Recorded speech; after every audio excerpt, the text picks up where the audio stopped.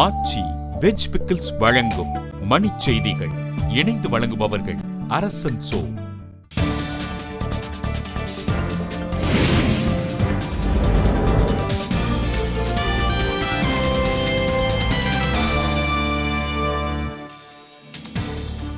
சமையல் எரிவாயு விலையை ஏப்ரல் 1ஆம் தேதி உயர்த்துவது உறுதி என நடுவண் அமைச்சர் வீரப்ப மொய்லி பிடிவாதம்.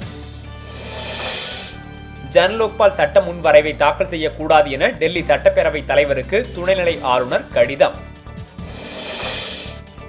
ஜன்லோக்பாலை நிறைவேற்ற அனுமதிக்காவிட்டால் பதவி விலகப் போவதாக முதலமைச்சர் கெஜ்ரிவால் மிரட்டல். இந்தியாவில் 3வது அணியை புறக்கணிக்க முடியாது என முன்னாள் பிரதமர் தேவேகவுடா கருத்து.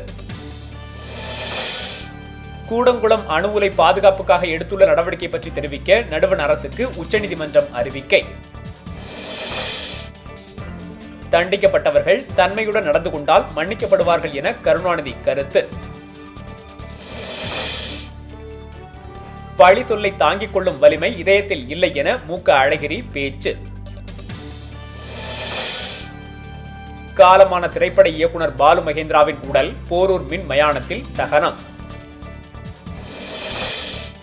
விருதுநகரில் வெடி ஆலையில் ஏற்பட்ட தீ விபத்தில் ஒருவர் உயிரிழப்பு, பாதுகாப்பு குறைபாடு என காவல்துறை புகார்.